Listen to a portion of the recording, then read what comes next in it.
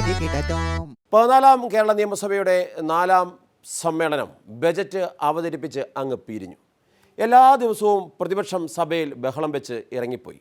പോടാവാട വിളികൾ നടത്തി എല്ലാവരും അർമാദിച്ചു. പക്ഷേ ഒരു കാര്യത്തിലും ആരും ഒന്നും നേടിയില്ല. എന്തൊക്കെയോ കാട്ടിക്കൂട്ടി എല്ലാവരും പോയി. പ്രതിപക്ഷ നേതാവ് സഭയിൽ നിന്ന് ഇറങ്ങിപ്പോക്ക് നടത്തി പാർട്ടി ആസ്ഥാനത്തെത്തിയപ്പോൾ പാർട്ടി പ്രസിഡന്റ് വരെ രാജിവെച്ചു പോയി.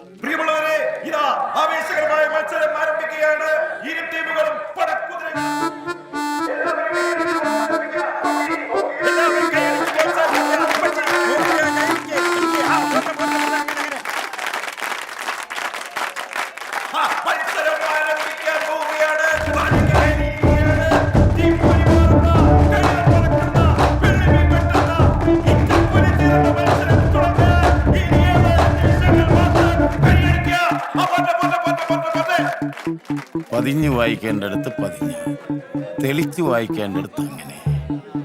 ഇപ്പം നിന്റെ കയ്യിലിരിക്കുന്നത് ക്ലാററ്റല്ല, നീ ജീവിക്കണോ വേണ്ടിയോ എന്നുള്ള തീരുമാനമാണ്. കരഞ്ഞു പ്രാർത്ഥിച്ചുകൊണ്ടൊരു മനുഷ്യൻ അകത്തിരിപ്പുണ്ട്, അത് മറക്കണ്ട.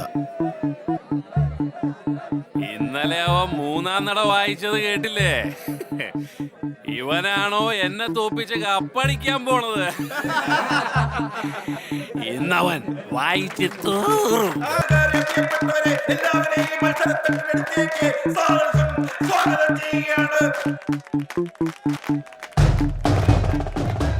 Order order order.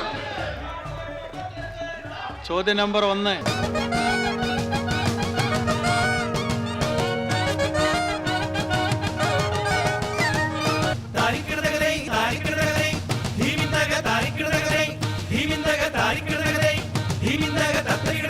സ്ത്രീ സുരക്ഷ ഇല്ലാതായിരിക്കുന്നു.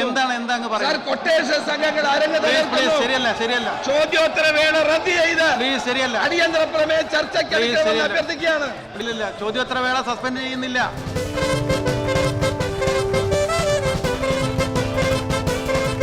അങ്ങ് ചോദ്യോത്തരങ്ങളുമായി ബന്ധമില്ലാത്ത കാര്യങ്ങളാണ് പറയുന്നത്. ദയവായി സഹകരിക്കൂ പ്ലീസ്.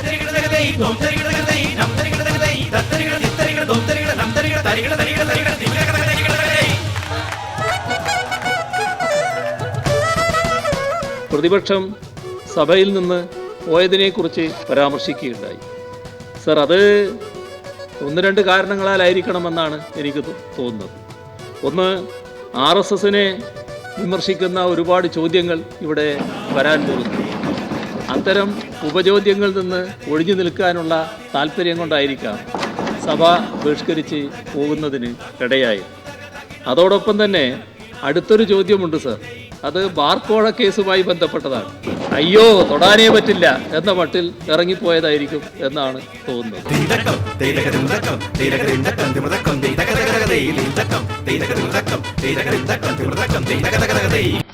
നിനക്കൊന്നും പറ്റിയില്ലേ?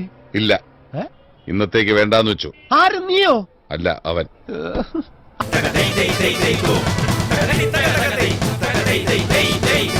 സർ, ജിഷ്ണു പ്രണോയിയുടെ കാര്യത്തിൽ ഈ സർക്കാർ എത്ര വേഗതയിലാണ് കാര്യങ്ങൾ നടത്തിയതെന്ന് ആലോചിക്കണം. സ്പെഷ്യൽ പ്രോസിക്യൂട്ടറെ ഈ കേസിൻ്റെ ചാർജ് ഷീറ്റ് കൊടുക്കുന്നതിന് മുൻപ് തന്നെ ഇതുമായി ബന്ധപ്പെട്ട ആരംഭഘട്ടത്തിൽ തന്നെ 4 ദിവസം കൊണ്ട് അനങ്ങാതിരിക്കുന്നു. ഇത് ബഹുമാനപ്പെട്ട മന്ത്രി, പാർലമെന്ററി കാര്യ മന്ത്രി അവിടുന്ന് പ്രോംപ്റ്റ് ചെയ്തെന്ന് അങ്ങ് പറയരുത്. അങ്ങ് ഇത് വെറുതെ പറയരുത്, അങ്ങ് ഇത് പരിശോധിക്കാതെ പറയരുത്. 4 ദിവസം കൊണ്ട് അനങ്ങാതിരിക്കുന്നു. സർ, ഞങ്ങൾ പണ്ട് പറഞ്ഞത് കൂട്ടിലെ തത്തയാണോ വിജിലൻസ്, അതോ കൂട്ടിൽ നിന്ന് പുറത്തു വന്ന തത്തയാണോ? സർ, രണ്ടും ഞങ്ങൾ പിൻവലിക്കുന്നു. മുഖ്യമന്ത്രി പിണറായി വിജയന്റെ വീട്ടിലെ തൊഴുത്തിൽ കെട്ടിയ പശുവാണ് വിജിലൻസ്. ഇവിടെ സ്വതന്ത്രമായി പ്രവർത്തിക്കാനുള്ള അവകാശമാണ് വിജിലൻസിന് നൽകിയിട്ടുള്ളത്. ആ സ്വതന്ത്രമായ പ്രവർത്തനത്തിൽ ഏതെല്ലാം തരത്തിൽ മാനദണ്ഡങ്ങൾ കൊണ്ടുവരണം, അതാണ് പരിശോധിക്കണമെന്ന് എല്ലാവരും കാണുന്നത്. അതാണ് കോടതിയും നിർദ്ദേശിച്ചത്.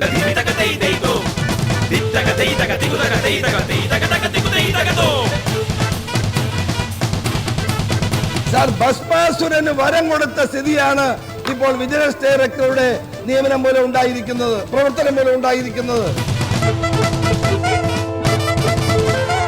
സാർ ഈ അടിയന്തര പ്രമേയം ചർച്ച ചെയ്യാത്തതിൽ പ്രതിഷേധിച്ച് ഞാനും എന്റെ പാർട്ടിയും വാക്കൗട്ട് ചെയ്യുന്നു സാർ.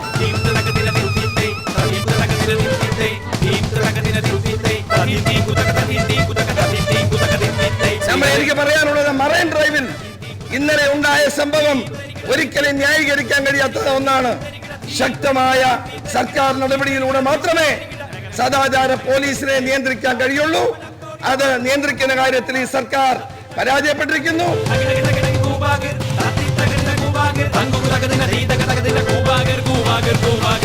ഇതെല്ലാം കാണുമ്പോൾ എനിക്ക് തോന്നുന്നത് ശിവസേനക്കാരെ വാടകയ്ക്കെടുത്തതാണോ എന്നാണ്.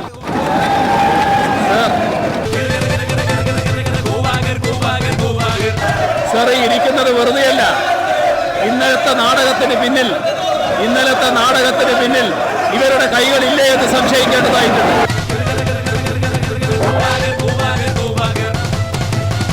ഏതിനും ഒരു ലക്ഷ്മണരേഖ നല്ലതാണ്.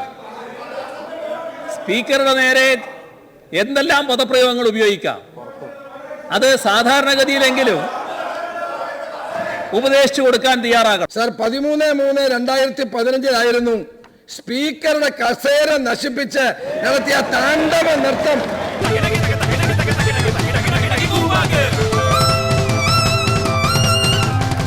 ഇനി പറയുന്നവരുടെ തീരുമാനം എന്താണെന്ന് എനിക്കറിയില്ല. ഒന്നെനിക്കറിയാം, ഇതിനു മുകളിൽ ഇനി പോത്തച്ഛന് വായിക്കാനില്ല. ചികിത്സയ്ക്ക് കുറച്ച് ദിവസങ്ങൾ കൂടി വേണ്ടിവരും എന്നുള്ളത് കൊണ്ടും വിശ്രമം ആവശ്യമായതുകൊണ്ടും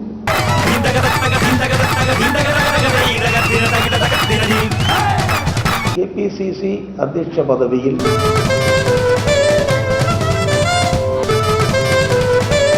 തുടരുന്നത് ഉചിതമല്ല.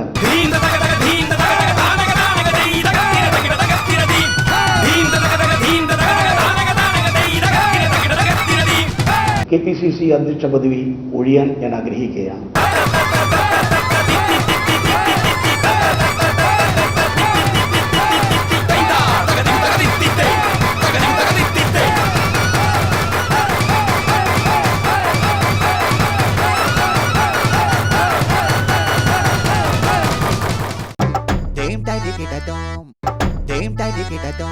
വിജിലൻസ് ഡയറക്ടറായി ജേക്കബ് തോമസ് വന്ന കാലം മുതൽ തുടങ്ങിയ അടിക്കും തിരിച്ചടിക്കും ഇപ്പോഴും ഒരു കുറവും ഇല്ല.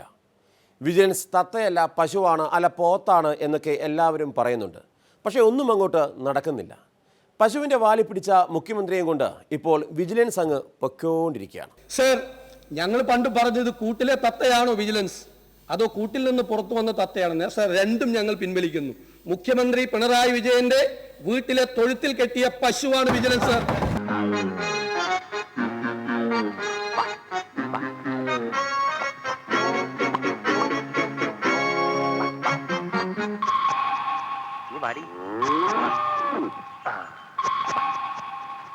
ഇങ്ങനെ ഒരു ഡയറക്ടറെ കയറൂരി വിടുകയാണോ ഗവൺമെന്റ് ചെയ്യേണ്ടത്?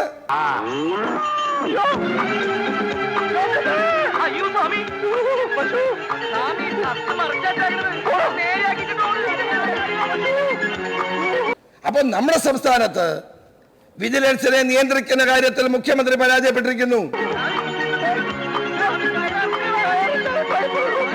ഗവൺമെന്റ് പരാജയപ്പെട്ടിരിക്കുന്നു. ഞങ്ങൾ ആരും പറഞ്ഞില്ല ജേക്കബ് തോമസിനെ മാറ്റണമെന്നോ വേറെ, അതൊന്നും ഞങ്ങളുടെ ജോലിയിൽപ്പെട്ടതല്ല. ജേക്കബ് തോമസ് ആ സ്ഥാനത്ത് നിന്ന് മാറണമെന്ന് ആഗ്രഹിക്കുന്ന ധാരാളം ആളുകളുണ്ട്. അവരോട് എനിക്ക് പറയാനുള്ളത് ആ കട്ടിൽ കണ്ട് പനിക്കണ്ടെന്നാണ്. ഈ ഉപകാരം ഞാൻ ഒരിക്കലും മറക്കൂല. നന്ദിയുണ്ട് സാറേ, നന്ദി. ജോലി ചലഞ്ചിങ് ആകുമ്പോൾ എല്ലാവരുടെയും പിന്തുണ ആശ്വാസം നൽകുന്നത് തന്നെയാണല്ലോ. അപ്പോൾ ശരി, അടുത്ത ആഴ്ച മലപ്പുറത്തെ ഉപതെരഞ്ഞെടുപ്പിൻ്റെ കുത്തിത്തിരിപ്പുകളുമായി വീണ്ടും കാണാം. വെള്ളാപ്പള്ളി നടേശൻ NDA സ്ഥാനാർത്ഥിക്ക് നൽകുന്ന വിശേഷണത്തിനായി വെയിറ്റ് ചെയ്തോളൂ. അതുവരെ നല്ല നമസ്കാരം.